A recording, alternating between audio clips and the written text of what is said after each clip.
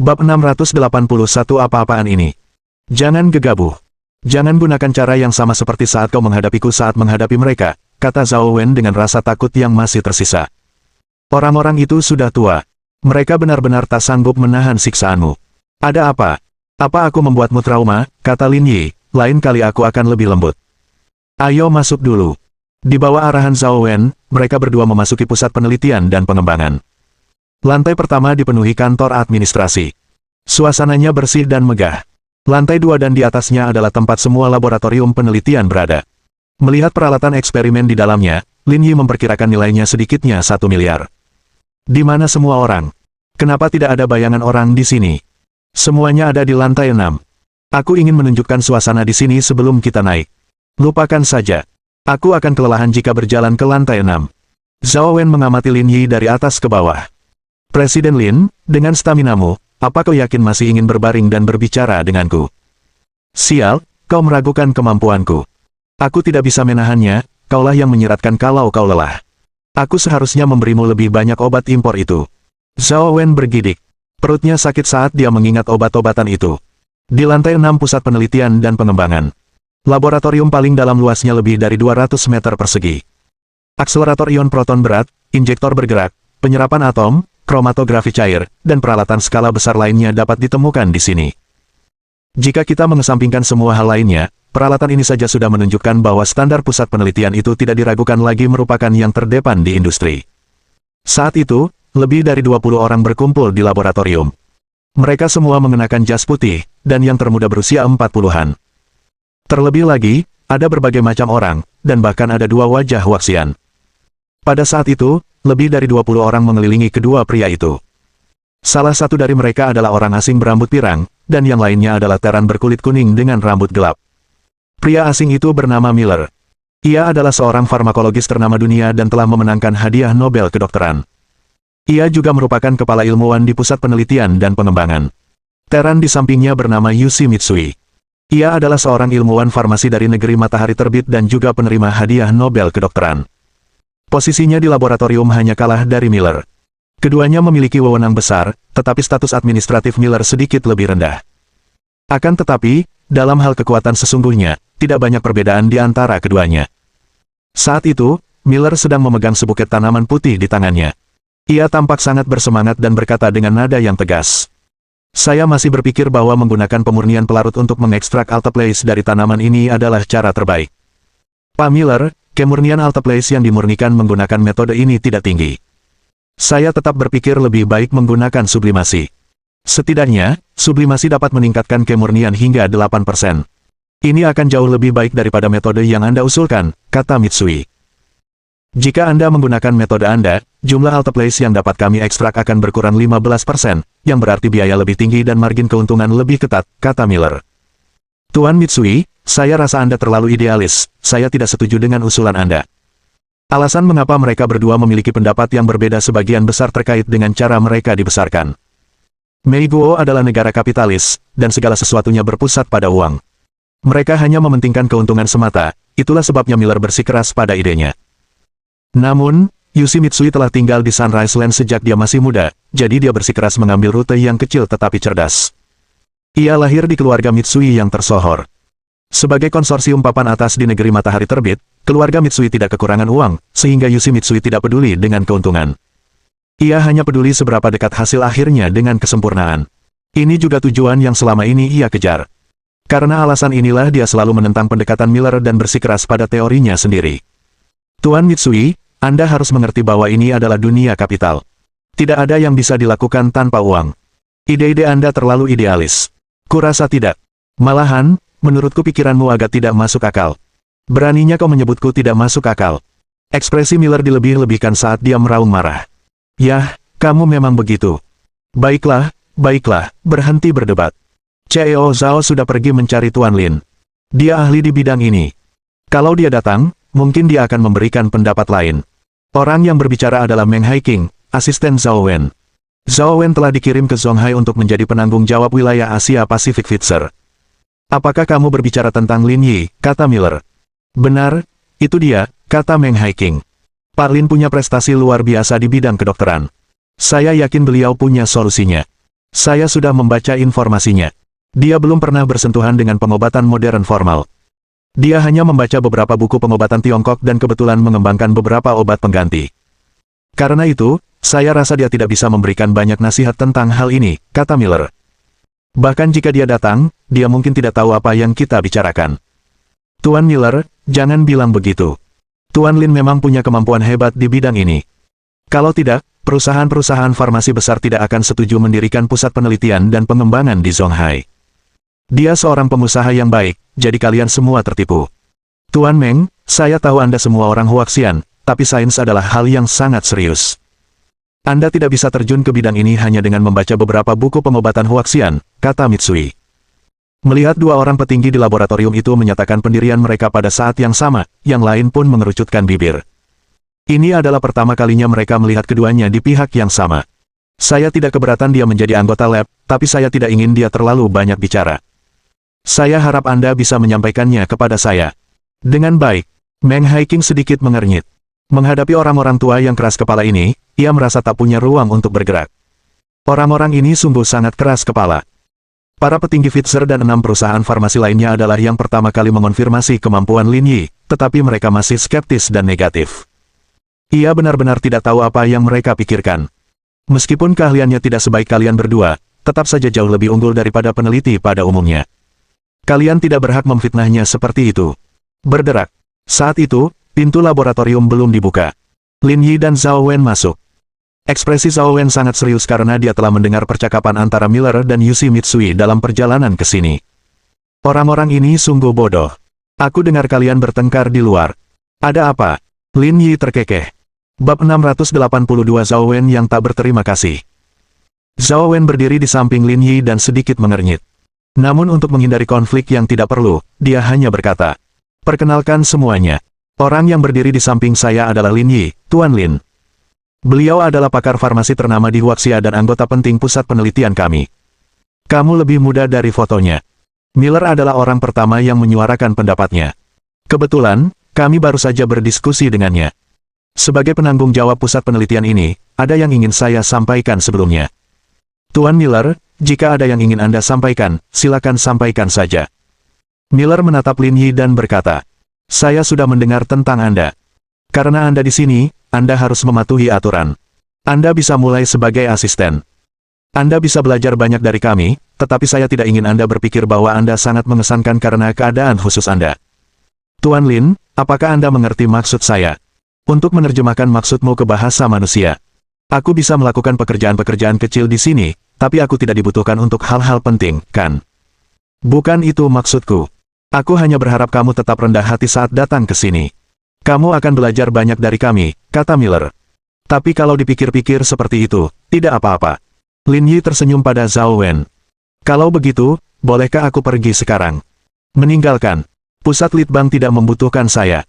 Tidak ada gunanya saya berada di sini. Jika memungkinkan, Zhao Wen benar-benar ingin memecat orang-orang ini. Tujuan didirikannya pusat penelitian ini adalah untuk melibatkan Lin Yi dan mengembangkan obat baru. Meskipun demikian, orang-orang ini sebenarnya mengatakan kepadanya untuk tidak berpartisipasi dalam pengembangan obat tersebut. Dia tidak bisa membiarkan ini terjadi. Tuan Lin, jangan terburu-buru pergi." Zhao Wen menarik Lin Yi kembali dan menatap Miller dan yang lainnya dengan serius. "Meskipun saya bukan kepala administrasi pusat penelitian dan pengembangan, ada sesuatu yang ingin saya tegaskan.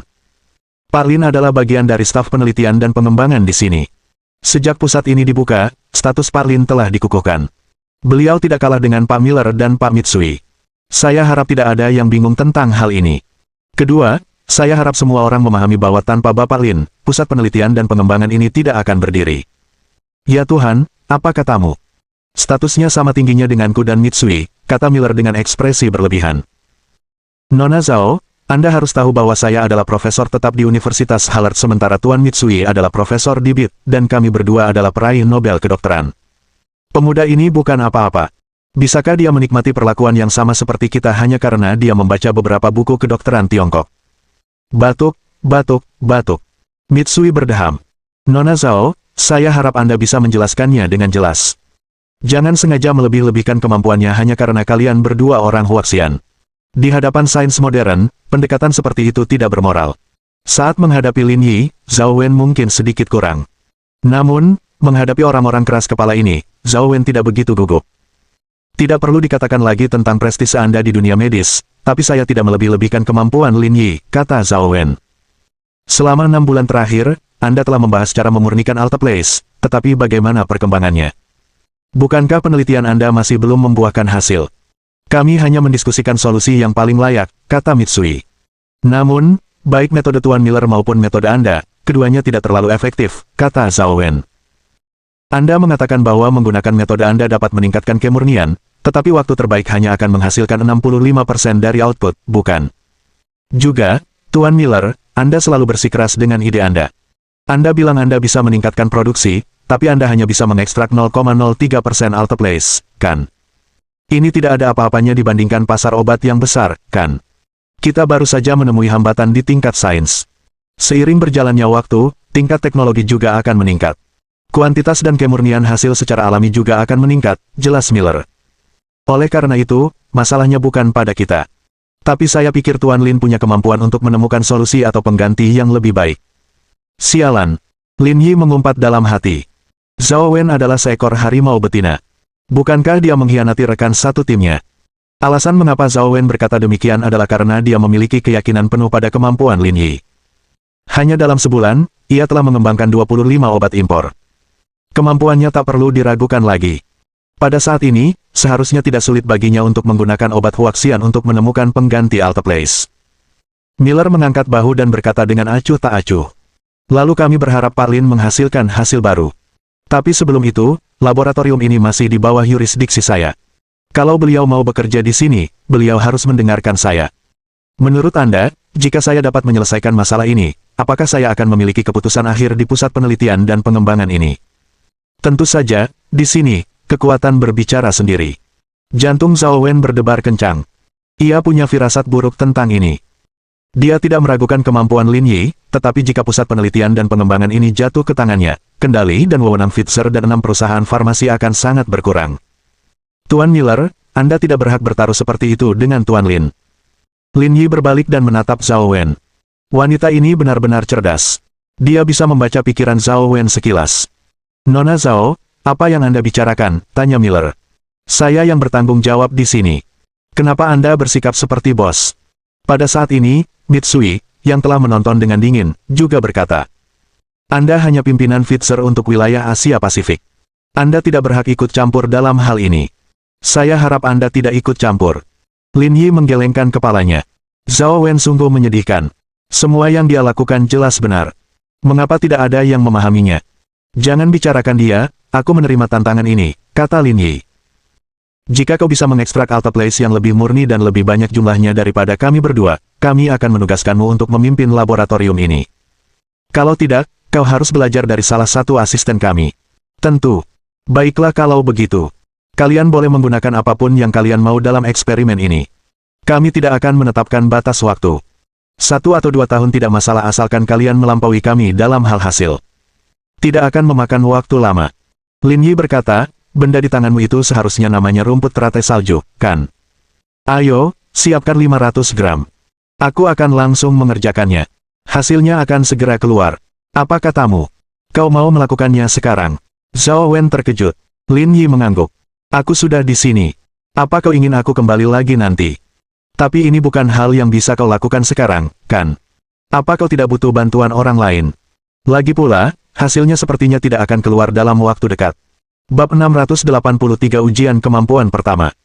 Meskipun Zhao Wen bukan seorang ahli, dia telah berkecimpung di industri ini selama bertahun-tahun dan sedikit memahaminya. Proses pemurnian akan memakan waktu setidaknya 2 hingga 3 hari, dan ia akan membutuhkan bantuan orang lain. Lin Yi sendirian sekarang. Bagaimana dia bisa melakukan ini tepat waktu? Orang sibuk seperti dia tidak akan membuang-buang waktunya di sini, kan? Aku bisa menangani masalah sekecil ini sendiri. Minta seseorang untuk menyiapkan barang-barangnya. Miller, Mitsui Yushi, dan yang lainnya semuanya memasang ekspresi tidak percaya di wajah mereka. Perkataan Lin Yi bagaikan fantasi bagi mereka. Mereka merasa ada sesuatu yang salah dengan kepala orang ini.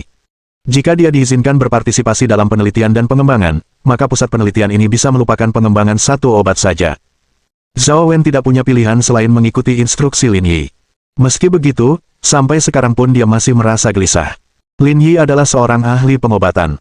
Kalau tidak, ia tidak akan mampu mengembangkan begitu banyak obat-obatan Tiongkok dalam waktu sesingkat itu. Namun, ekstraksi tanaman adalah proses kimia yang sangat ilmiah.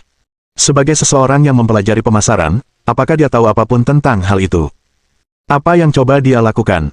Di pusat penelitian dan pengembangan, terdapat cadangan besar rumput teratai salju. Tak lama kemudian, staf itu membawa rumput teratai salju dan menyerahkannya kepada Lin Yi. Miller menatap Lin Yi dan berkata dengan nada meremehkan, "Tuan Lin, barangnya sudah siap. Anda bisa menggunakan peralatannya sesuka hati. Jika Anda butuh bantuan, Anda juga bisa bertanya karena saya tidak ingin Anda mencari-cari alasan untuk gagal dalam percobaan ini." Lin Yi tersenyum dan menggelengkan kepalanya. "Tidak perlu peralatan dan personel. Siapkan saja tabung reaksi dan ruangan terpisah untukku. Hanya sebuah ruangan dan tabung reaksi." Perkataan Lin Yi membuat ekspresi orang-orang di laboratorium menegang lagi. Apakah orang ini gila? Apakah dia akan mengekstrak alteplase dari rumput teratai salju seperti spons? Itu benar. Lin Yi melihat sekeliling, mengeluarkan tabung reaksi dari meja percobaan, dan berjalan ke kantor di sebelahnya. "Tunggu di sini. Sebentar lagi keluar." Setelah memasuki kantor terpisah, ekspresi Lin Yi menjadi serius. Hadiah utama dari profesi sebelumnya adalah ekstraksi esensi. Dengan kata lain, ia harus bisa mengekstrak alteplase dari rumput teratai salju. Saat memikirkan ini, Lin Yi meraih segenggam rumput teratai salju kering dan memegangnya di tangannya, mengaktifkan kemampuannya. Tak lama kemudian, Lin Yi merasakan sensasi terbakar dari telapak tangannya. Kemudian, Lin Yi menyadari bahwa rumput teratai salju di tangannya dengan cepat berubah menjadi bubuk dan berserakan di mana-mana. Setelah Lin Yi melepaskannya, ia menyadari ada gumpalan bubuk putih di tangannya. Ukurannya kira-kira sama dengan abu rokok. Lin Yi yakin ini yang disebut alteplase. Melihat ini, Lin Yi memuji sistem tersebut. Dia merasa memiliki kemampuan seperti itu seperti memakan buah iblis dari One Piece. Namun, Lin Yi juga tahu bahwa dengan karakter sistem tersebut, itu tidak akan memberinya kemampuan yang menantang surga. Mungkin ada batasan-batasan lain yang tidak ia ketahui. Dalam 10 menit berikutnya, Lin Yi mengubah 500 gram rumput teratai salju menjadi alteplase. Setelah ekstraksi, alteplase dalam tabung reaksi jumlahnya kurang dari abu rokok. Namun, ini juga harus menjadi tingkat kemurnian tertinggi yang tersedia. Lin Yi ragu-ragu sejenak.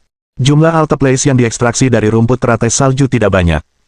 Jika dia mempelajarinya dengan saksama, dia seharusnya dapat menemukan bahan yang lebih baik daripada rumput teratai salju, tetapi dia harus berusaha keras untuk melakukan ini. Setelah membersihkan sisa-sisanya, Lin Yi mengambil alteplase yang diekstraksi dan berjalan di depan semua orang. "Proses ekstraksi sudah selesai. Ini yang Anda inginkan. Silakan hitung kemurnian dan beratnya." Ini tidak mungkin," kata Miller. "Aku yakin ini bukan alteplase. Mustahil mengekstrak alteplase sebanyak itu dari 500 gram rumput teratai salju." "Dia pasti pura-pura," seru Mitsui keras. "Setidaknya ada 4 gram alteplase." Isi tabung reaksi itu sungguh tak masuk akal bagi para peneliti yang hadir. Hanya wajah Zhao Wen yang pucat. Dia sangat mengenal Lin Yi. Pria seperti dia tidak akan pernah berbohong. Benda dalam tabung reaksi itu pasti alteplase. Laboratorium ini akhirnya berada di tangan Lin Yi. Zhao Wen memegang dahinya yang sakit. Sungguh mustahil untuk melindungi diri dari pria ini. "Tidak apa-apa kalau kalian tidak percaya. Kalian bisa pergi dan mengerjakan tes kalian," kata Lin Yi acuh tak acuh. "Tak perlu dikatakan lagi, kita harus melakukan itu." Seorang pria berkulit hitam mengambil tabung reaksi dari tangan Lin Yi dan meletakkannya di perangkat untuk menguji komposisi. Miller, Mitsui, dan yang lainnya juga serius menunggu hasil percobaan tersebut. Akan tetapi, ekspresi wajah mereka agak mengejek. Mereka telah menggunakan metode yang tak terhitung jumlahnya dan lusinan proses untuk memurnikan alteplase dalam jumlah yang sangat kecil. Dia tidak menggunakan peralatan apapun, jadi bagaimana dia bisa mengekstrak alteplase? Itu hanya khayalan. 100%. Seruan tiba-tiba itu mengejutkan semua orang di laboratorium. "Apa katamu?" 100%. Tabung reaksinya berisi alteplase murni. Dan isinya mencapai 4,98 gram. Mendengar berita ini, Miller dan Mitsui hampir kehilangan keseimbangan. "Mustahil," seru Miller keras. "Dia tidak punya peralatan apapun. Bagaimana dia bisa memurnikan alteplase yang 100% murni?" "Tapi itulah kenyataannya," kata pria berkulit hitam itu. "Alat itu tidak berbohong." Miller dan Mitsui bergegas mendekat. Melihat laporan pengujian dari peralatan itu, para peneliti di laboratorium semuanya terbelalak lebar. Ini sama tidak masuk akalnya seperti melihat alien. Pada saat ini, pikiran mereka dipenuhi tanda tanya. Bagaimana pria ini melakukannya? Hasilnya sudah keluar, jadi tidak ada keraguan lagi, kata Lin Yi. Tidak, aku tidak akan. Kalau begitu, bukankah seharusnya aku yang bertanggung jawab atas pusat penelitian ini? Ya, kamu benar. Miller membungkuk dalam-dalam kepada Lin Yi, Tuan Lin, saya minta maaf atas kelakuan saya yang kasar tadi. Saya harap Anda bisa memaafkan saya. Ini masalah kecil. Nanti aku akan mengirim seseorang untuk mengurus laboratorium. Kuharap kau bisa bekerja sama secara aktif dengan orang-orangku. Tentu saja. Jangan khawatir tentang itu, kata Miller. Bisakah Anda memberitahu kami bagaimana Anda mengekstrak alteplase? Itu akan membantu kami melanjutkan ke tahap penelitian selanjutnya. Rumput teratai salju bukanlah tanaman terbaik untuk mengekstrak alteplase, kata Lin Yi. Saya akan mempelajarinya sekembalinya dan mencoba mencari penggantinya. Ini akan sangat mengurangi biaya produksi. Boleh juga. Kalau begitu aku pergi dulu. Lin Yi melambaikan tangannya dan berjalan keluar laboratorium diikuti Zhao Wen dari dekat. Melihat Lin Yi pergi, Miller terpesona dan bergumam pada dirinya sendiri. Huaxia benar-benar negara yang ajaib. Miller mendesah, tetapi Yoshimitsui, yang berdiri di sampingnya, tidak mengatakan sepatah kata pun. Sambil menyipitkan mata tuanya yang kabur, dia seperti burung nasar yang memburu mangsanya dari langit. Siapakah pria ini? Bab 684 siaran langsung PK dimulai. Aku sungguh menyesal membawamu ke sini. Zhao Wen berkata saat mereka berjalan keluar dari pusat penelitian dan pengembangan. Kau tak bisa menyalahkanku untuk ini. Lagi pula, kau mengenalku. Aku tak bisa menolak sesuatu yang diantar langsung ke rumahku. Zhao Wen merasa ingin menangis. Dia memanggil Lin Yi hari ini karena dia ingin dia memecahkan masalah dan berusaha mengembangkan obat trombolitik sesegera mungkin. Bagus. Masalahnya terpecahkan, tapi lapnya sekarang juga di bawah kendalinya. Saat memikirkan hal ini, Zhao Wen ingin menangis lebih keras lagi. Dia jelas tidak punya niat jahat, jadi mengapa dialah yang ditipu? Ketika mereka sampai di tempat parkir, Lin Yi berdiri di samping mobil dan menatap Zhao Wen. Kamu cukup cakap. Mau lompat kapal? Apa kau mencoba menjebakku? Apa lagi? Kau pikir aku ingin menidurimu? Saya belum punya rencana untuk berganti pekerjaan saat ini, tapi terima kasih atas kebaikan Anda, Presiden Lin. Baiklah kalau begitu. Kalau kamu mau ganti pekerjaan, telepon aku saja. Oke. Setelah ini, Lin Yi masuk ke mobil dan melaju pergi. Dia melirik jam dan melihat sudah hampir pukul 4, saatnya menjemput Ji Qingyan dari kantor. Dalam perjalanan, Lin Yi menelepon Liang Ruoxu. Kamu tidak meneleponku saat ini untuk mengajakku makan malam, kan? Makan. Kau hanya tahu cara makan. Lin Yi berkata, apa kepalamu hanya dipenuhi pikiran tentang makanan? Sudah lewat jam 4. Kenapa kamu meneleponku kalau kamu tidak ingin mengajakku makan malam? Kalau kamu benar-benar mau makan malam bareng aku bisa atur waktu buat traktir kamu. Aku bebas besok. Pergi sana. Kamu pikir aku mau makan bareng kamu? Serius. Aku punya sesuatu untuk diceritakan kepadamu, kata Lin Yi. Saya sudah mengambil alih pusat penelitian dan pengembangan. Mulai sekarang, saya yang akan bertanggung jawab, tapi saya tidak punya waktu untuk mengurusnya. Carilah orang yang dapat diandalkan untuk mengambil alih ini. Apa katamu? Kau mengambil alih laboratorium di pusat R&D. Ya, kata Lin Yi. Tapi urusan administrasi masih di tangan mereka. Nanti, aku akan memikirkan cara untuk mendapatkannya juga. Dengan begitu, pusat litbang akan sepenuhnya menjadi milik kita. Keren, kata Liang Ruoxu. Kamu benar-benar hebat. Kalau begitu, bukankah seharusnya kamu mentraktirku makan sebagai hadiah? Kenapa aku harus mentraktirmu? Bukankah tadi kau bilang kaulah yang akan mentraktirku? Kupikir kau tidak peduli dengan hal-hal seperti itu. Jangan bicara omong kosong denganku, Liang Ruoxu mendengus. Yan akan datang lusa. Kalau kamu tidak ada kegiatan, ayo kita makan bersama. Aku tidak bisa berbuat apa-apa kalau dia ingin kamu datang. Baiklah, kamu bisa tentukan waktu dan tempatnya. Hubungi aku kalau sudah waktunya. Oke. Setelah menutup telepon Liang Ruoxu, Lin Yi pergi ke grup Chaoyang dan menjemput Ji Qingyan. Kamu nggak mau PK sama orang lain malam ini? Gimana persiapanmu? Begitu dia masuk ke dalam mobil, dia bertanya dengan penuh semangat. Sudah hampir waktunya. Ini tidak akan jadi masalah besar. Bagus. Kita harus menang. Kita tidak boleh memberi orang itu harapan. Ji Qingyan melambaikan tangan kecilnya dan berkata dengan manis. Ya, mereka berdua berkendara pulang, dan Ji Qingyan menyiapkan makanan barat untuk Lin Yi. Dengan kata lain, hanya setelah memakan daging seseorang akan memiliki kekuatan untuk bertarung. Cincin. Saat mereka berdua sedang makan, ponsel Lin Yi berdering. Ternyata Zhang Xiaoyu.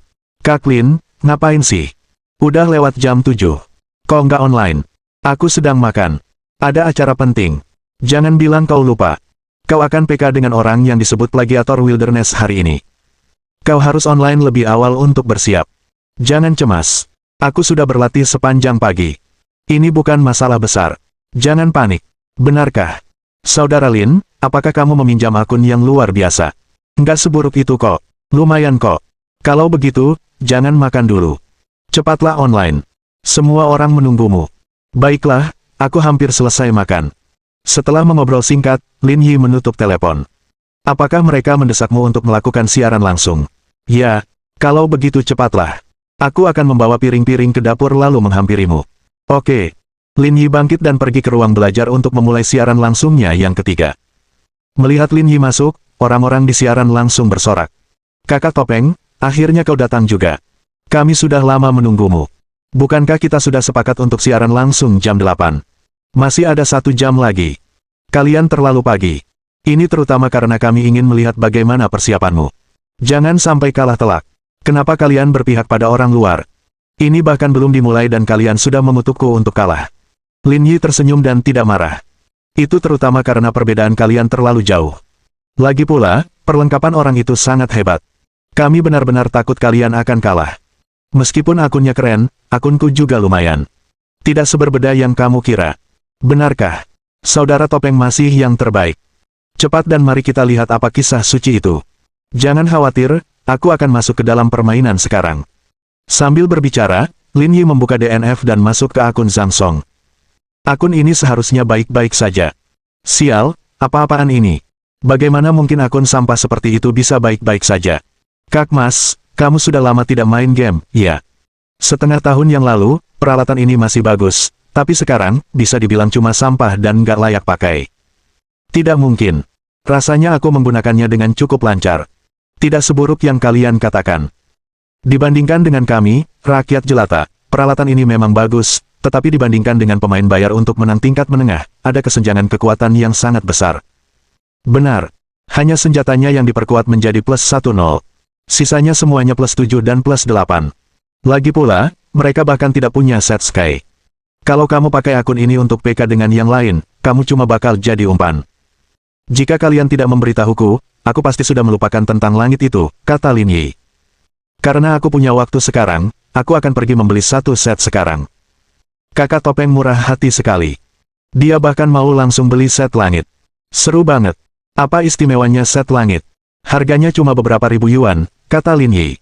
Nanti kalau sudah waktunya, aku akan mengadakan undian berhadiah dan memberimu beberapa keuntungan juga. Aku tidak bisa membiarkan dukunganmu sia-sia. Haha, kakak Topeng keren banget. Ayo, lakukanlah. Di bawah stimulasi undian berhadiah, suasana dalam siaran langsung dengan cepat meningkat. Pada saat yang sama, semakin banyak orang yang bergegas mengikuti siaran langsung. Semua orang bersiap menyaksikan pertarungan antara dua streamer baru itu. Markas Douyu, kantor Chen Jiaoyang.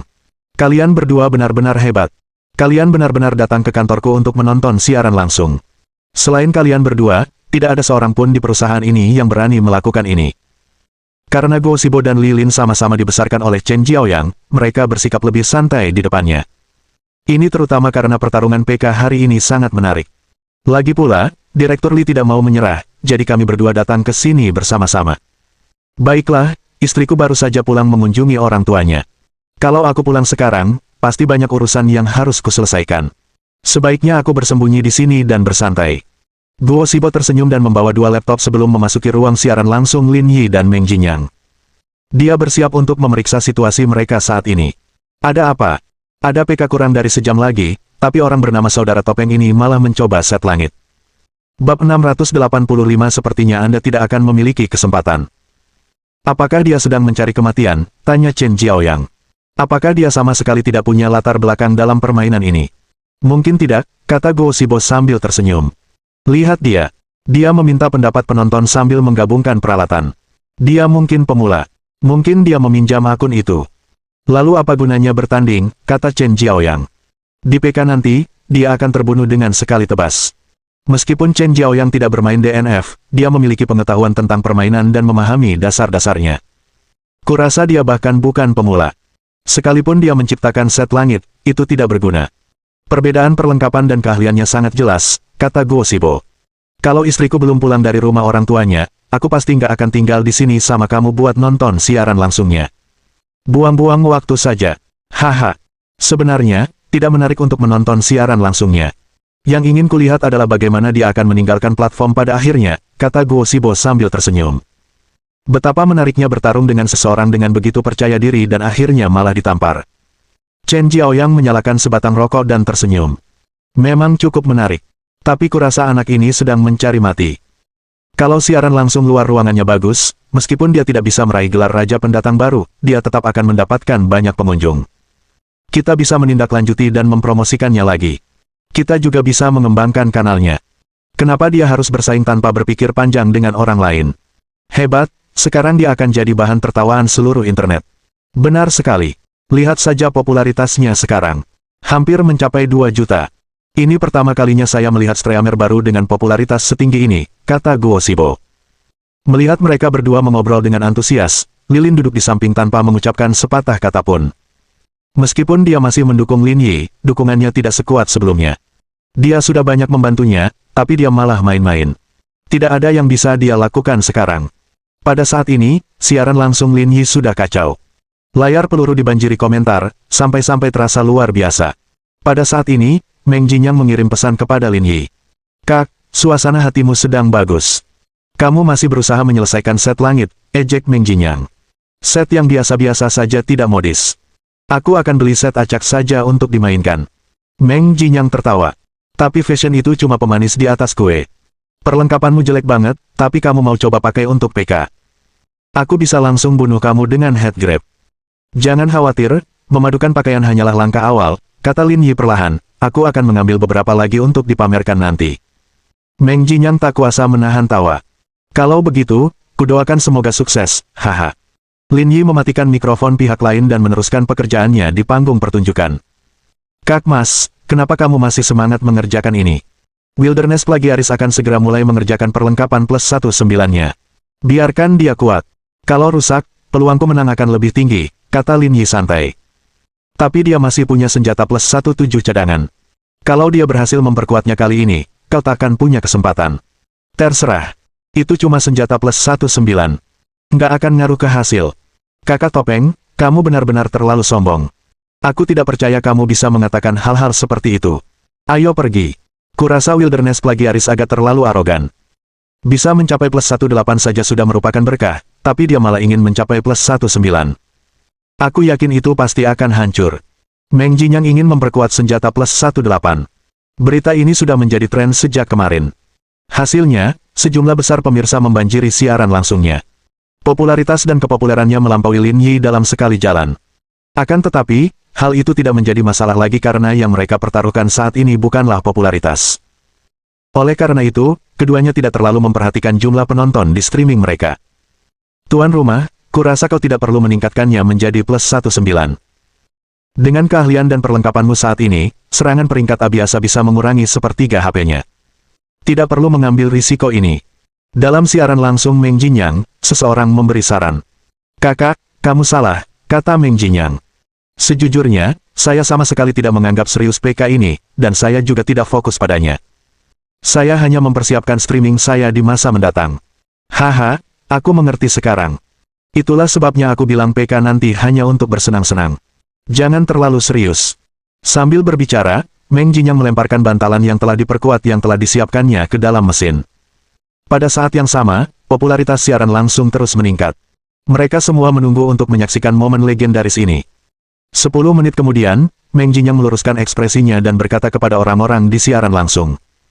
Saudara-saudara, semua pekerjaan persiapan sudah selesai. Kita harus naik ke plus 19 hari ini. Tuan rumah, kamu hebat sekali. Berani-beraninya kamu meningkatkan senjatamu setelah plus 18. Kalau hancur, kamu akan kehilangan sesuatu yang harganya setara mobil. Jangan ragu. Meng Jinyang melepas senjatanya dan mulai memperkuat perlengkapannya. Sial, aku tidak tahan lagi. Aku tidak berani melihat lagi. Ini senjata plus 18 sialan. Kekuatan mental tuan rumah terlalu kuat. Saat ini, Meng Jinyang juga sangat gugup. Dia tidak lagi memperhatikan PK dengan Lin Yi.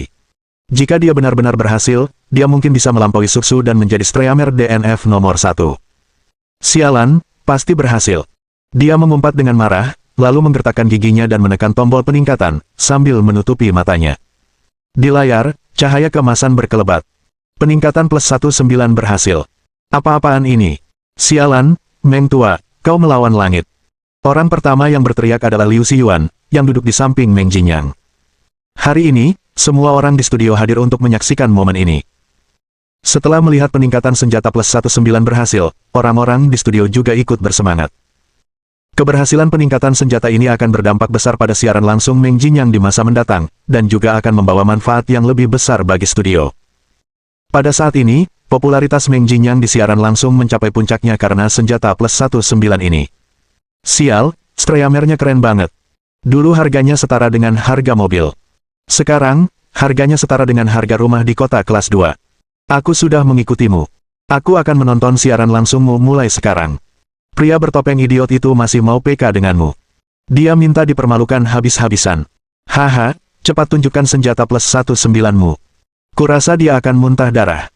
Melihat komentar di siaran langsung, Meng Jinyang yang sangat arogan, mengangguk. Kami benar. Aku harus memberitahunya kabar baik itu. Aku menduga pria bertopeng itu masih mencoba membuat panggung. Haha, kalaupun dia menggabungkannya, dia mungkin gak bakal cocok sama kamu. Dasar tolol. Otaknya pasti ditendang keledai sampai-sampai punya ide untuk melakukan PK dengan pemain profesional. Sungguh langkah yang membingungkan. Pada saat ini, kedua pemain terhubung lagi. Meng Jinyang berkata, saudaraku, aku punya kabar buruk untukmu. Senjataku sudah +19. Peluangmu untuk berhasil sepertinya semakin kecil. Aku sungguh minta maaf. Bab 686 ini akan segera berakhir.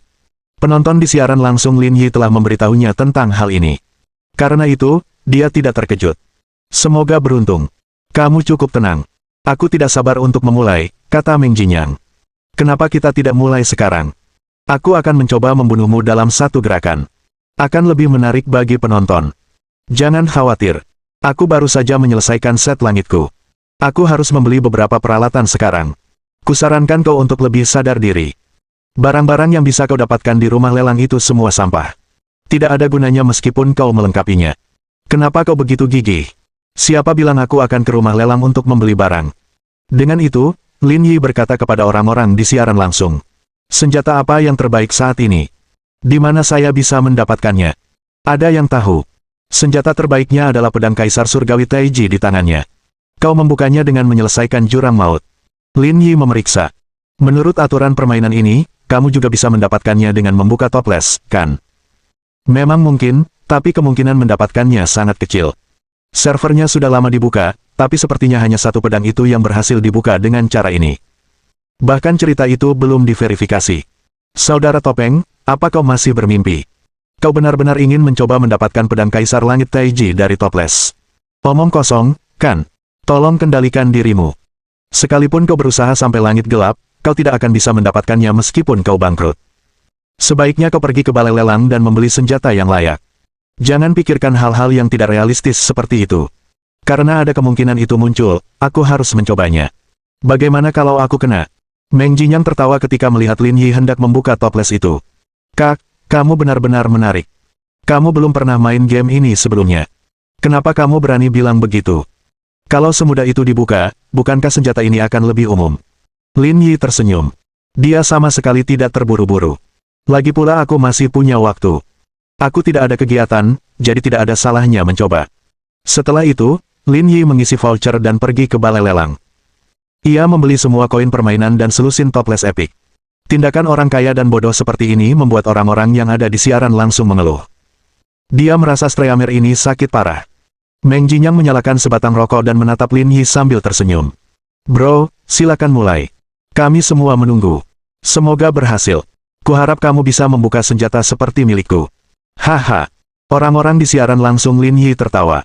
Saya menunggu Streamer itu bangkrut. Jelas sekali kamu masih pemula di game ini. Kamu belum lihat betapa kejamnya para dewa gacha. Jika saudara Topeng dapat membuka pedang Kaisar Surgawi Taiji, aku akan memainkan momen ini di pemakamanku. Apa masalahnya main di pemakamanmu? Aku lagi di toilet sekarang. Kalau dia bisa banget, aku bakal siaran langsung dan makan kotorannya terbalik. Lin Yi tersenyum membaca komentar-komentar di siaran langsung itu. Ini pertama kalinya aku melihat seseorang menawarkan makan seperti kamu. Dengan itu, dia dengan santai membuka toples epik itu. Namun, sebelum itu, Lin Yi mengeluarkan halaman sistem dan membuka kartu keberuntungan 10 menit. Kartu keberuntungan berlaku, waktu tersisa, pukul 10, pukul 9.59, pukul 9.58. Setelah membuka tabung itu, ikon-ikon senjata yang tak terhitung jumlahnya berkelebat di layar sebelum membeku beberapa detik kemudian. Lalu, orang-orang dalam siaran langsung itu meledak marah. Apa-apaan ini? Pedang Kaisar Surgawi Taiji benar-benar muncul. Semua orang yang melihat pemandangan ini tercengang. Rahang mereka hampir ternganga. Servernya sudah lama dibuka, tetapi kejadian seperti ini hanya terjadi sekali di seluruh server lokal. Bagaimana mungkin dia menghadapi kemungkinan sekecil itu? Kesialan macam apa ini? Keberuntunganku lumayan, kata Lin Yi tenang. Dia tidak melakukan hal ekstrim. Dia telah menggunakan kartu keberuntungannya, jadi wajar saja jika mendapatkan hasil seperti itu. Sial, kakak bertopeng itu keren sekali. Semuanya, berdiri dan beri hormat pada saudara topeng. Bukankah itu hanya pedang Kaisar Surgawi? Si plagiator hebat juga punya, dan bahkan plus 19. Bisakah kau tidak malu begitu, kata Angkatan Laut Meng Jinyang. Saya setuju dengan komentar di atas. Dia hanya punya satu pedang Kaisar Surgawi, tapi yang lainnya sampah. Setelah diringkas, karakter saudara topeng tetaplah sampah. Dia tahu orang-orang ini adalah orang-orang bayaran, tetapi Lin Yi tidak menendang mereka. Sebaliknya, dia tersenyum dan berkata, "Jangan cemas. Aku beli banyak sekali stoples. Biar aku buka pelan-pelan saja." Hehe, kamu sudah beruntung tadi. Kira-kira bisa dapat item epic lagi nggak ya? Bermimpilah. Saya tidak akan tahu sampai saya mencobanya. Dengan itu, Lin Yi membuka toples lainnya. Beberapa detik kemudian, pemandangan itu membeku. Sial, jaket bayangan kematian, item epic tingkat atas lainnya. Ada suasana aneh dalam siaran langsung itu. Mereka tidak tahu harus berkata apa. Apakah mereka memainkan permainan yang sama dengan pria bertopeng itu? Karena kartu keberuntungan hanya memiliki batas waktu 10 menit, Lin Yi tidak berani membuang waktu lagi. Dia harus menyelesaikan membuka kunci semua peralatan dalam waktu 10 menit. Sebelum komentar di siaran langsung dapat dimulai kembali, Lin Yi membuka kunci perlengkapan tingkat epik terbaik lainnya. Itu membuat semua orang dalam siaran langsung itu sujud menyembah. Apa-apaan ini? Apa dia curang? Ma Weiyan mengumpat sambil berdiri di belakang Meng Jinyang. Setelah membuka lebih dari 10 toples, dia telah mengumpulkan peralatan yang sama seperti Old Meng. Siapa yang akan percaya ini? Saudara Ma, jangan khawatir. Sekalipun dia melengkapi peralatan ini, itu tidak berguna, kata Liu Xiyuan. Dalam hal penguatan peralatan, Meng Chao tua jauh lebih unggul, dan keahliannya juga sangat tinggi. Hasil kompetisi ini tidak perlu diragukan lagi. Ekspresi Ma Weiyan jauh lebih baik. Untungnya, kesepakatan mereka adalah yang kalah akan meninggalkan platform. Kalau tidak, dengan popularitas yang diraihnya, akan mudah baginya untuk menghancurkan Meng tua di masa depan. Kak Ma, jangan khawatir. Biarkan dia merasa puas diri untuk saat ini. Mustahil baginya untuk mengalahkanku. Berkat pembukaan kunci dewa, siaran langsung Lin Yi mencapai popularitas 2,4 juta. Bahkan beberapa streamer veteran yang terkenal tidak begitu populer. Sementara itu, banyak orang di aliran Lin Yi mengubah nada bicara mereka. Mereka tidak lagi memandang rendah Lin Yi dan bahkan memberinya nasihat. Saudara Topeng, meskipun perlengkapanmu sama dengan milik pihak lain, kau belum memperkuatnya. Pihak lain masih punya kekuatan untuk langsung membunuhmu. Cepat beli beberapa voucher perlindungan dan perkuat perlengkapanmu hingga plus 10. Dengan begini, setidaknya akan sedikit menarik. Mungkin kau bisa bertahan sedikit lebih lama. Ya. Beli voucher perlindungan dulu, baru pergi ke kali si jalang itu. Kamu harus tingkatkan sampai plus 10. Saudara Topeng, keberuntunganmu sangat bagus sekarang. Aku sarankan kamu membuka lebih banyak toples dan mendapatkan lebih banyak item peringkat epik. Lalu, kamu bisa memperkuatnya ke level yang lebih tinggi. Dengan begitu, peluang keberhasilan penempaan akan lebih tinggi. Melihat saran netizen, Lin Yi berjalan ke NPC dalam game dan berkata dengan sangat shock. Hanya yang lemah yang akan menggunakan voucher dan pembalut penguatan. Yang benar-benar hebat mencari kali untuk segera bertarung. Dengan itu, Lin Yi melemparkan pedang Kaisar Surgawi Taiji ke celah terbuka dan menekan tombol penguatan tanpa ragu-ragu. Mereka langsung mulai berkelahi. Bab 687 cukup kuat untuk menantang hidup. Apa-apaan ini, Kak Topeng, apa yang kau lakukan? Apa kau akan memperkuatnya begitu saja? Itu pedang Kaisar Surgawi Taiji. Siapa peduli? Lakukan saja. Demikian pula, sebelum dia mulai memperkuat, Lin Yi membuka kartu keberuntungan kedua. Kartu keberuntungan berlaku, waktu tersisa, pukul 20, 19:59, 19:58. Karena efeknya terbatas, Lin Yi tidak membuang waktu lagi. Dia segera menekan tombol penguatan. Tidak ada masalah untuk memperkuatnya menjadi +4. Kemudian, Lin Yi dengan mudah memperkuat pedang Kaisar Surgawi menjadi +10. Keberuntungan kakak topeng sangat bagus. Dia langsung mencapai 10 dan tidak pernah gagal sekalipun. Lumayan. Gunakan momentum ini untuk memperkuat peralatan lainnya dan berusaha mencapai 10. Kau bercanda. Apa kau pikir keberuntungannya akan terus sebaik itu, kata pasukan air Meng Jinyang. Aku yakin kamu tidak akan seberuntung itu saat kamu meningkatkan peralatan lainnya, kata troll lainnya.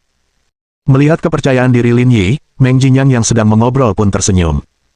Saudara Topeng, kalau kau benar-benar merasa hebat, teruslah perkuat pedang Kaisar Surgawi. Berani naik ke +11. Kalau tidak berani, bersikaplah baik dan berhentilah berjuang. Kau bukan tandinganku. Kenapa aku tidak berani? Cuma +11. Bukan masalah besar. Setelah itu, Lin Yi mengaktifkan peningkatannya. Beberapa detik kemudian, senjatanya naik menjadi +11. Ekspresi Meng Jinyang tampak tidak terlalu baik. Kamu hanya beruntung. Kalau kamu punya kemampuan, naiklah ke +12. Lin Yi menekan tombol penguatan. Senjatanya naik hingga +12. Jangan sok. Coba aku lihat sampai +13. Penguatan berhasil, +13 pedang Kaisar Surgawi Taiji. Persetan, semuanya, berdiri. Mari kita beri penghormatan kepada saudara Topeng. Kita pasti akan berhasil memperkuat diri di masa depan. Saat itu, layar peluru di ruang siaran langsung dipenuhi tulisan, menyembah. Ji Qingyan, yang sedang berbaring di sofa, tampak gembira. Lin Yi tampaknya cukup kuat. Apa masalahnya langsung ke +13, kata Meng Jinyang acuh tak acuh. Aku pernah melakukan hal yang sama. Tidak ada yang mengesankan. Kalau kamu punya kemampuan, coba capai +14. Aku jamin itu akan hancur dalam sekejap. Apa-apaan ini? Plagiator Wilderness, apa kau bisa lebih tidak tahu malu lagi? Apa kau takut kalah? Beraninya kau mendorong saudara Topeng untuk terus memperkuat diri. Apa kau akan memberinya kompensasi jika senjatanya rusak? Kenapa aku harus memberinya kompensasi? Itu hanya berarti dia tidak punya nyali. Meng Jinyang terus mengejek.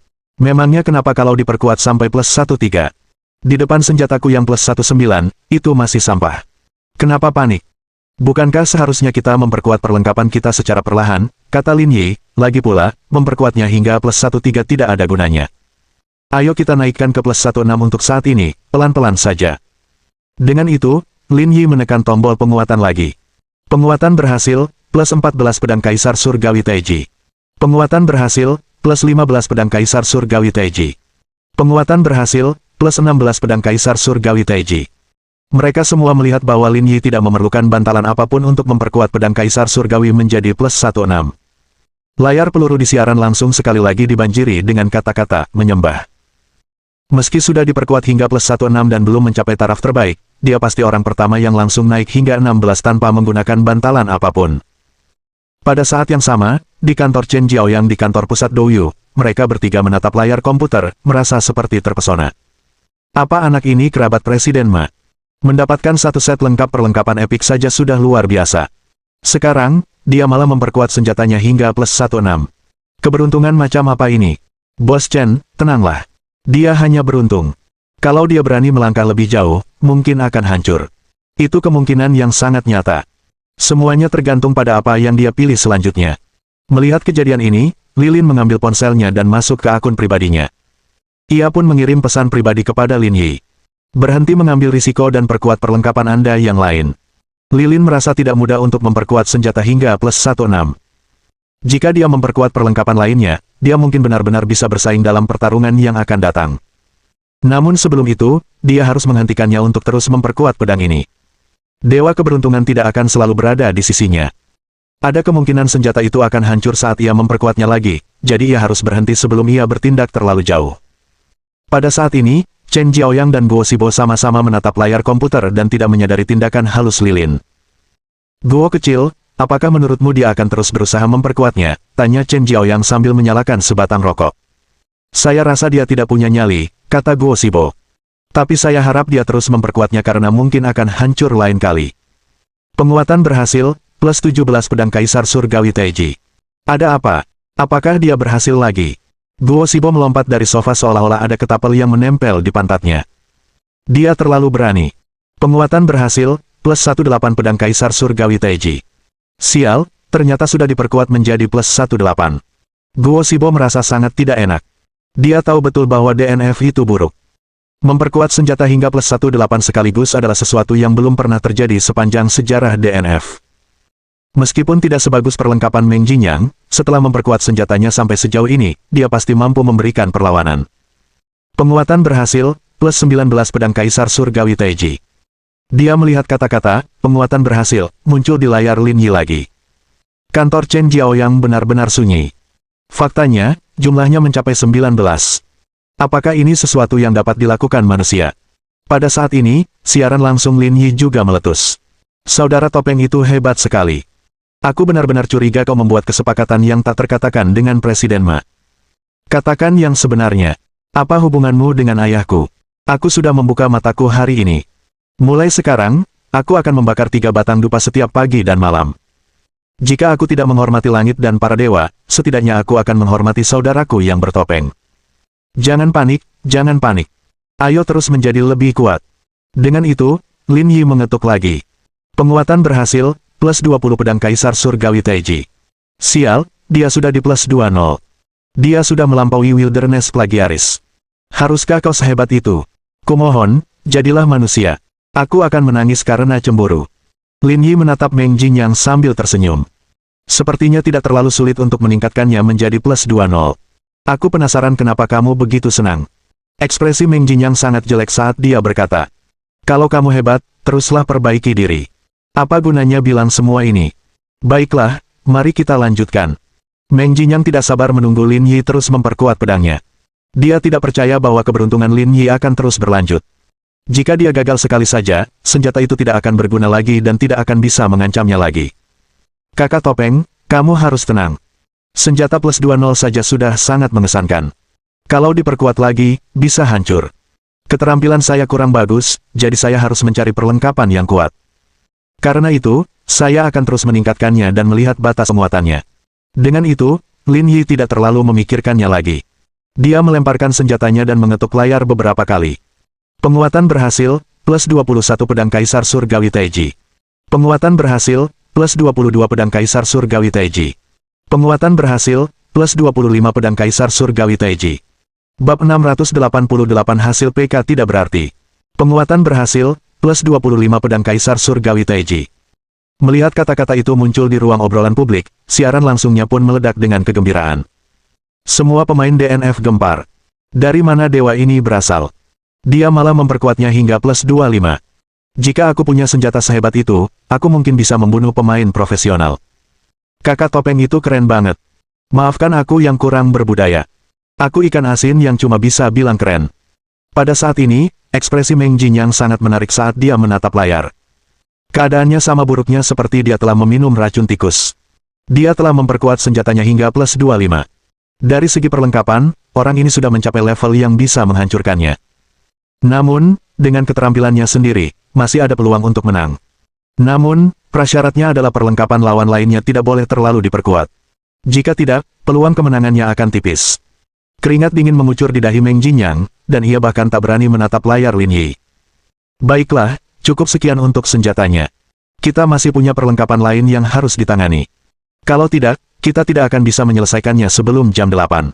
Dengan itu, Lin Yi mulai memperkuat perlengkapan lainnya. Penguatan berhasil, plus 25 jaket bayangan kematian. Penguatan berhasil, plus 25 sabuk bayangan kematian. Penguatan berhasil, plus 25.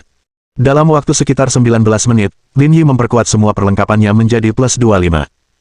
Prestasi inilah yang membuat popularitas siaran langsung Lin Yi melampaui 4,5 juta. Dia menduduki peringkat ketiga di seluruh platform. Di kantor Chen Jiaoyang, ekspresi Guo Shibo sangat jelek. Semua perlengkapannya sudah mencapai plus 25. Apa-apaan ini? Dia pasti tidak bisa mengalahkanmu. Lilin, sapa Chen Jiaoyang. Ada apa, bos? Tanya Lilin sambil tersenyum. Dirinya saat ini bisa dibilang sedang bersemangat. Ia tidak tahu bagaimana menggambarkan perasaannya. Awalnya, ia mengira pria itu pasti akan kalah. Namun, ia tidak menyangka pria bertopeng ini tiba-tiba akan mengenakan perlengkapan kelas atas. Meskipun dia tidak tahu banyak tentang PK, dia dapat mengetahui dari ekspresi Guo Xibo bahwa dia pasti tidak akan kalah. Kalau ada waktu, hubungi Streamer bernama Brotermas ini dan segera rekrut dia, kata Chen Jiaoyang. Jangan sampai dia direbut orang dari platform lain. Oke, aku akan segera menghubunginya, kata Lilin. Bagaimana dengan biaya kontraknya?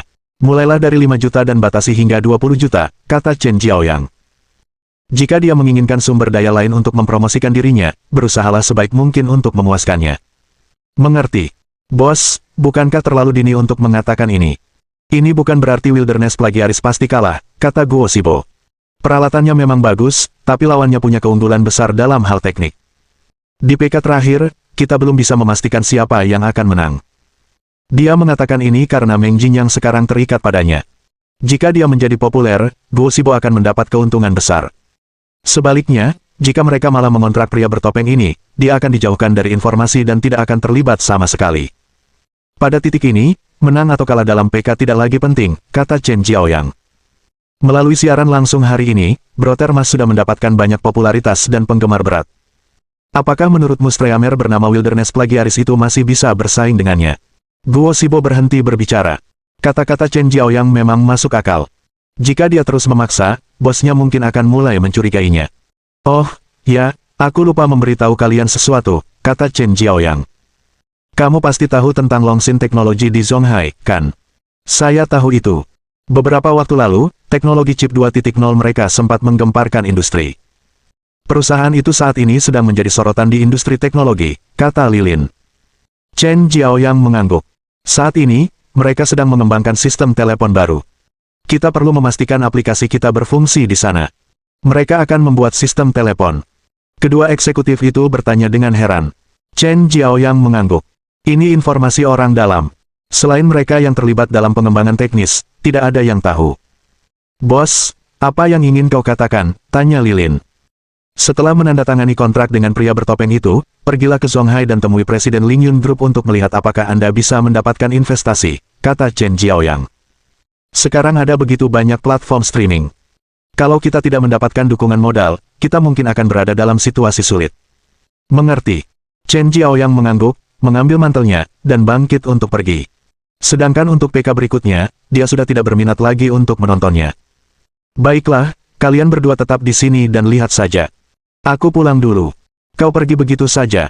Bukankah kau bilang istrimu baru saja kembali? Tanya Lilin. Dia sudah mengirimiku beberapa pesan WeChat. Kalau aku tidak segera kembali, seseorang akan mati. Saat itu tepat pukul 8 di Yanjing.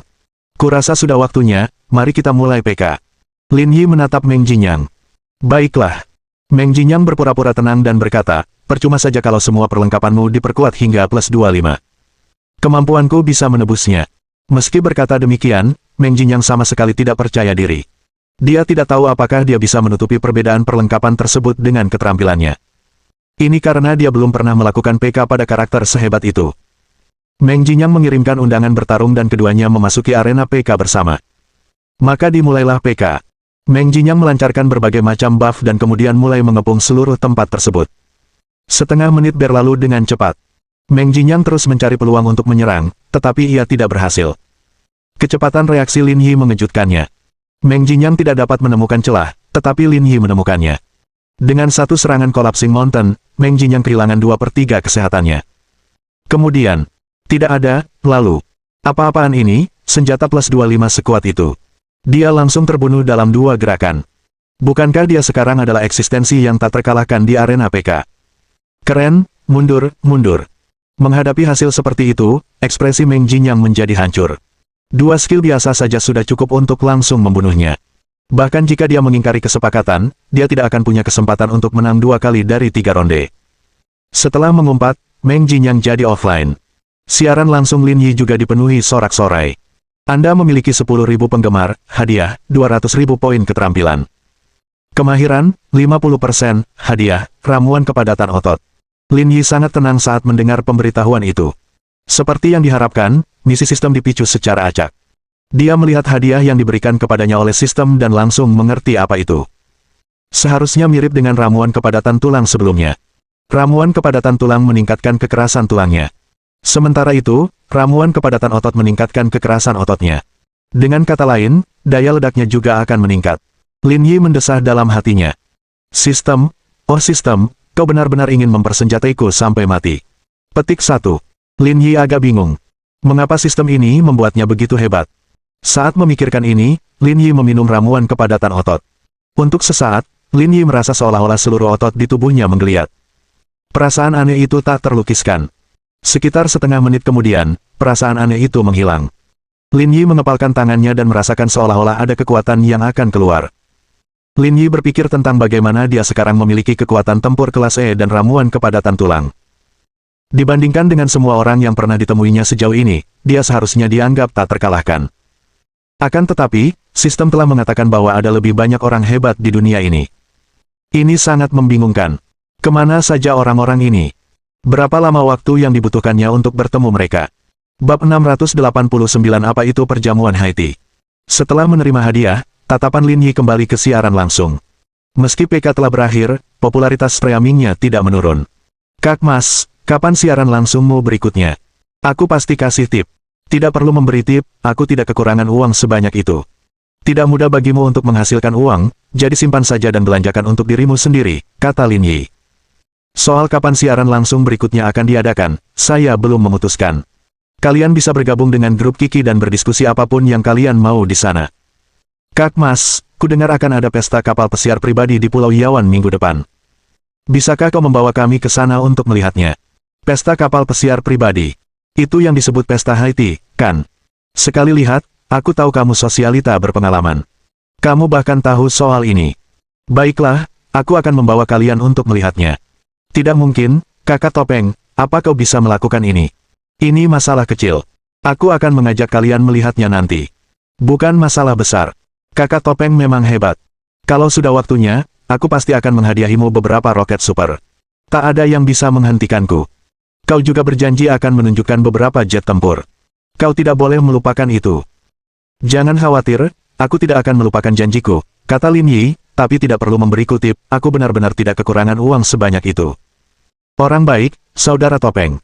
Pemain tip pertama dan kedua di daftar utama adalah perempuan kaya. Saudara Topeng sama sekali tidak peduli dengan uang kita yang sedikit. Kak Mas, kamu jelas streamer yang handal. Kenapa kamu selalu pakai masker? Benar, benar. Sekalipun kamu jelek, itu tidak akan menghentikan kami untuk menyukaimu. Benar, kami bahkan mencintai Tuan Lu. Meskipun kamu tidak tampan, kamu tidak bisa lebih buruk darinya. Jangan bilang begitu, Tuan Lu orang baik. Setelah mengobrol dengan netizen di grup tersebut selama beberapa saat, Lin Yi bersiap untuk offline. Namun, pada saat ini, pemberitahuan sistem berbunyi dalam pikirannya. Misi sistem, popularitas siaran langsung melampaui 10 juta, hadiah, 200.000 poin kemahiran. Hah, misi ini agak sulit, gumam Lin Yi dalam hati. Sebelumnya, saat menjalankan misi kedua, popularitasnya hanya perlu melebihi 100.000. Sekarang, sudah mencapai 10 juta. Terlebih lagi, siaran langsungnya tadi begitu eksplosif, namun popularitasnya hanya mencapai sedikit lebih dari 5 juta. Tugas ini agak sulit. Memikirkan hal ini, Lin Yi melihat platform dan menyadari bahwa streamer paling populer hanya memiliki 8 juta poin. Jika dia dapat meningkatkan popularitas siaran langsungnya hingga 10 juta, bukankah dia akan menjadi kakak dari platform ini? Ini benar-benar agak sulit. Mengesampingkan misinya, Lin Yi pun offline setelah mengobrol beberapa menit lagi. Pada saat ini, Ji Qingyan berjalan keluar dan mengamati Lin Yi seperti seorang detektif. Kenapa kamu menatapku seperti itu? Apa yang kamu katakan tentang perjamuan Haiti? Perjamuan Haiti. Pikiran Lin Yi berpacu. Kamu masak setiap hari, jadi kamu nggak tahu soal ini. Apa hubungannya dengan memasak? Kamu tidak tahu tentang itu. Apakah ini acara untuk penjual bumbu? Begitulah. Kalau netizen mau lihat, aku harus mengabulkan permintaan mereka, setuju. Kamu benar, tapi kita juga harus memperhatikan identitas kita sendiri. Meskipun kaya, kamu harus lebih serius dalam bekerja. Lady Boss ada benarnya. Kalau begitu, lebih seriuslah saat streaming. Jangan malas-malasan. Setiap kali mendengar kata-kata, Lady Boss, Ji Qingyan merasa seperti baru saja makan permen. Melihat ekspresi Ji Qingyan, Lin Yi diam-diam menghela napas lega. Kalau sampai Ji Qingyan tahu tentang ini, dia mungkin akan mengurung diri di rumah sementara dia menyiarkan adegan wanita-wanita berbikini itu. Saya anak yang pintar. Petik 1. Jangan khawatir, aku tidak akan mempermalukanmu, kata Lin Yi serius. Ji Qingyan terkekeh sambil matanya menyipit membentuk bulan sabit. Aku mau tidur. Lin Yi mengangguk.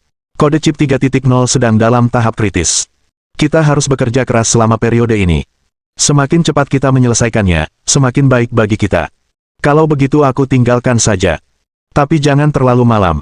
Aku mau mandi dulu.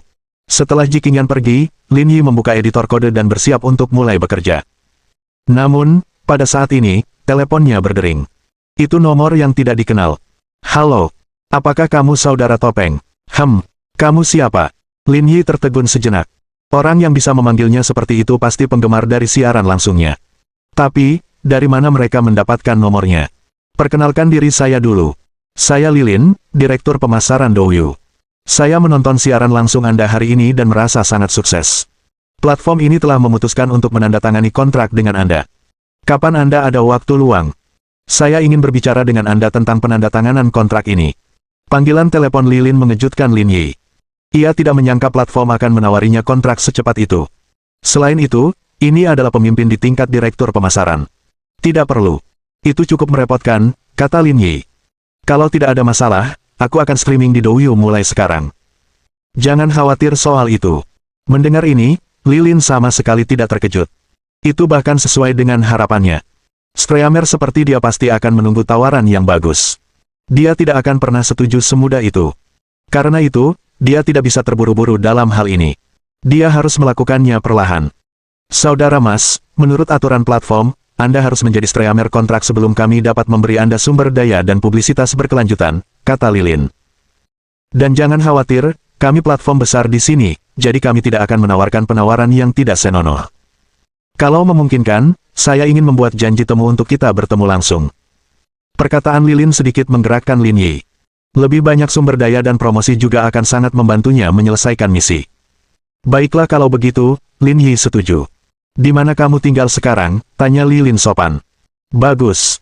Aku akan segera ke Zonghai. Aku akan meneleponmu nanti. Setelah mengobrol singkat, Lin Yi menutup telepon. Pada saat yang sama, Ji Qingyan masuk dengan ikat kepala kelinci dan masker wajah. Kupikir kamu mau tidur. Apa, kamu nggak mau aku ke sini? Ji Qingyan menatap Lin Yi. Jangan bilang kamu lagi ngobrol sama perempuan lain, takut aku ketahuan. Apakah semua wanita begitu peka? Bagaimana mungkin? Bagaimana mungkin orang sepertiku, yang masih perawan, melakukan hal seperti itu, kata Lin Yi. Sudah malam, aku hanya ingin kamu istirahat lebih awal. Itulah yang ingin aku dengar. Ji Qingyan terkekeh. Aku akan membantumu memakai masker wajah sebelum pulang. Saya laki-laki. Kenapa saya harus pakai ini? Akhir-akhir ini kamu begadang setiap hari. Kamu harus pakai masker wajah untuk mencegah kerutan. Sambil berbicara, dia merobek topengnya dan menempelkannya ke wajah Lin Yi. Baiklah, lanjutkan. Aku mau kembali istirahat. Oke silahkan. Ji Qingyan tersenyum dan mendekatkan wajahnya ke wajahnya. Selamat malam, sayang. Bab 690 apakah dia menindasmu? Keesokan paginya, setelah Ji Qingyan pergi bekerja, Lin Yi mengeluarkan ponselnya dan menelepon Liang Ruoxu. Apa itu? Setelah dia mengangkat telepon, Liang Ruoxu bergumam. Apa yang kamu lakukan? Apa ada yang menutup mulutmu dengan selotip? Kamu ngomong apa? Aku lagi makan, kata Liang Ruoxu. Ada apa? Danau Huaqing baru saja direnovasi. Saya ingin meminta Anda untuk datang dan memeriksa pekerjaan mereka. Saya juga ingin Anda mencoba layanan mereka. Jika ada yang kurang, beritahu mereka agar mereka dapat terus meningkatkan layanannya. Rasanya kau hanya ingin aku dihukum. Liang Ruoxu cemberut genit. Sudahlah, jangan bicara omong kosong lagi. Pasti ada yang tidak beres sampai kau meneleponku sepagi ini. Bukan masalah besar, kata Lin Yi, aku hanya ingin memastikan sesuatu. Tuan yang seharusnya menjadi pemimpin tertinggi di bidang keamanan, kan? Begitulah adanya. Meskipun sudah pensiun, kata-katanya masih berbobot, kata Liang Ruoxu. Mengapa kamu menanyakan hal ini? Bukankah sudah kubilang sebelumnya? Aku sedang siaran langsung. Para netizen bilang mereka ingin melihat beberapa jet tempur. Bisakah kau membantuku mengaturnya? Kenapa penggemarmu malah lebih keras kepala daripada kamu? Mereka malah ingin melihat jet tempur, keluh Liang Ruoxu. Tanyakan apakah mereka ingin melihat kapal induk selanjutnya. Mereka tidak menyebutkan hal itu. Apa yang kau katakan mungkin saja terjadi, tapi jangan pikirkan hal lain, kata Liang Ruoxu. Itu cocok untukku. Kapan kamu ingin melakukan streaming? Kapan saja. Lihat kapan kamu bisa menyelesaikannya. Semuanya baik-baik saja di sini, kata Liang Ruoxu. Beberapa hari yang lalu, saya pergi ke area garnisun dan bertemu Tuan Tuayang. Beliau menanyakan keadaan Anda dan mengatakan ingin mengundang Anda minum teh. Itu sempurna. Kalau tidak ada batas waktu, ayo kita lakukan besok, kata Liang Ruoxu. Kebetulan, ada media yang ingin meliput area garnisun secara khusus. Ayo kita kunjungi bersama. Ada pengunjung lain. Ya, Liang Ruoxu mengangguk. Dari stasiun TV Zonghai. Kalian akan tur bersama besok. Baiklah, kalau begitu sudah beres, kata Lin Yi, aku sudah menerima telepon, jadi aku tidak akan bicara denganmu lagi. Setelah menutup telepon, Lin Yi mengangkat telepon Qin Han. Apa yang sedang kamu lakukan? Aku baru saja selesai sarapan, ada apa? Senin depan, ada pameran kapal pesiar pribadi dan jet eksekutif di Pulau Yakun. Saya sudah menelepon untuk memberitahu Anda. Kami sudah mendaftarkan Anda. Kamu mendaftarkanku bahkan sebelum aku menyetujuinya. Jangan pura-pura tidak bersalah. Kau pikir aku tidak tahu orang seperti apa kau, kata Qin Han, aku akan membantumu menyelesaikan masalah ini secara langsung asalkan kau tidak punya preferensi terhadap perusahaan. Izinkan saya mengucapkan terima kasih untuk 8 generasi berikutnya. Ngomong-ngomong, kurasa dermaga Wang Jiangmu juga akan diundang. Kau tidak punya pilihan selain pergi, kata Qin Han sambil tertawa. Meskipun Presiden Ji adalah yang terbaik, ada baiknya sesekali mengubah seleramu. Lihat apa yang kau katakan. Selain Ji Qingyan, aku masih punya Liang Ruoxu. Selain Liang Ruoxu, aku masih punya Wang Ying. Selain Wang Ying, aku juga punya Wang Lu, seorang wanita dewasa, seorang wanita muda, seorang asisten dosen, dan seorang mahasiswa. Seleraku macam-macam. Kenapa aku harus pergi ke Pulau Yawan untuk mencoba yang lain? Aku belum pernah bertemu seseorang yang tidak tahu malu seperti kamu. Setelah itu, dia menutup telepon. Begitu dia menutup telepon, He Yuan mengundangnya ke panggilan video WeChat. Setelah panggilan video tersambung, Lin Yi menyadari bahwa He Yuan ada di kantor Qixian Zhao. Selain itu, Tian Yan juga ada di sana. Bos, ini benar-benar menyebalkan. Begitu panggilan video tersambung, He Yuan berkata dengan marah. Ada apa? Apa Tian Yan menindasmu? Sial, bisakah kita tidak membicarakan ini, kata He Yuan. Jangan pukul wajah orang, jangan memarahi orang lain, dan jangan tunjukkan kekurangan mereka. Apa kau tidak mengerti ini? Lalu siapa yang menindas direktur He kita? Katakan padaku. Kami menghubungi beberapa produsen ponsel kontrak, tetapi mereka semua tidak mau menerima pesanan kami. Mereka menolak kami dengan berbagai alasan, tetapi tidak satupun alasan yang terdengar sah. Itukah maksudnya? Benar sekali, kata He Yuan. Stasiun radio pasti melakukan sesuatu di balik layar. Ini jelas bentuk provokasi. Bos, kita harus memikirkan cara untuk menghadapi mereka. Tian Yan tersenyum tanpa mengatakan apapun. Temperamen Direktur He terlalu mirip dengan bosnya. Pantas saja mereka bisa akur. Sementara itu, dia tampaknya tidak bisa terhubung dengannya seperti ini. Namun, pada saat ini, Tian Yan bertanya-tanya bagaimana jadinya jika suatu hari bosnya mengejeknya karena bersikap galak. Tian Yan tersipu dan tanpa sadar merapatkan kedua kakinya. Bagaimana mungkin aku memikirkan hal seperti itu? Tenang saja, tidak seburuk itu, kata Lin Yi. Karena metode ini tidak berhasil, saya akan mencari pabrik yang tersedia dan langsung membelinya. Membeli? Lin Yi mengangguk. Ada begitu banyak pabrik di Huaxia. Mereka tidak bisa mengendalikan semuanya. Kalau kita mau cari pemasok, kita pasti bisa. Bos, kau sudah berubah. He Yuan menatap Lin Yi. Dulu kau tidak begitu pengecut. Apa kau takut sekarang? Apa yang kau bicarakan? Lin Yi memarahi, kau dan kakak perempuanmu bersama-sama tidak akan bisa menggoyahkanku. Aku akan memberitahu kakak perempuanku bahwa kamu ingin bermain dengan kami berdua. Batuk, batuk, batuk. Qixian Zhao terbatuk pelan. Yuan, kita keluar jalur. Kita sedang membahas hal-hal serius. He Yuan meluruskan raut wajahnya. Kenapa kita harus menoleransi ini? Dengan kemampuan Lingyun Group, kecuali perusahaan seperti Citich Group, kita tidak perlu takut pada siapapun. Aku tahu maksudmu, kata Lin Yi. Pertama-tama, bisnis ponsel hanyalah salah satu dari sekian banyak industri. Tidak perlu menghabiskan begitu banyak tenaga untuk melawan mereka. Sekalipun punya energi, kita tidak bisa mengerahkannya untuk hal ini. Grup Lingyun kita tidak serendah itu. Bos, apakah Anda menyalurkan mantra dan bersiap menyerang stasiun TV? Stasiun TV ini cuma senjata. Pasti akan ditindak. Mereka mendapat dukungan dari perusahaan besar seperti Intel. Merekalah tujuan utama saya, kata Lin Yi. Jika Anda fokus pada pabrik-pabrik itu sekarang, itu sama saja dengan mengirimkan sinyal kepada mereka. Dengan begitu, Anda akan mengungkap target utamanya. He Yuan mengerutkan bibirnya. Bos, kau tidak berpikir untuk menggunakan metode yang sama seperti yang kita gunakan untuk menghadapi Sisko untuk membunuh mereka, kan? Tentu saja. Kalau tidak, apakah aku harus menyimpannya sampai tahun baru? Tanya Lin Yi. Lagi pula, sebagai perusahaan kelas dunia, mereka tidak kecil.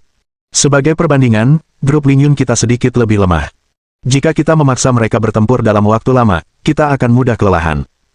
Karena itu, kita harus bersiap. Kita tidak boleh memberi mereka kesempatan untuk bereaksi dan langsung menghancurkan mereka sampai mati. Bos, kamu hebat sekali. Aku jadi ingin memberi tip. Pergi sana. Kau pakai dana perusahaan untuk melakukan ini. Kau pikir aku tidak tahu? Coba lihat apa yang kau katakan. Kekuatan finansial perusahaan ada di tanganku. Dengan pengalaman kerjaku selama bertahun-tahun, kau takkan pernah tahu kalau aku akhirnya memutuskan untuk serakah. Seharusnya kau berterima kasih padaku karena sudah mengungkapkannya sekarang. Sial, siapa sih bosnya di sini? Mohon dukungan dari omom ante-ante sekalian, buat subscribe atau sharekan novel Mimin ke Facebook kalian, agar channel Mimin bisa terus berkembang. Dengan begitu, Mimin bisa lebih semangat untuk up novel seru lain ke depannya. Buat teman-teman yang sudah subscribe dan sharekan novel Mimin, Mimin ucapkan terima kasih sebanyak-banyaknya.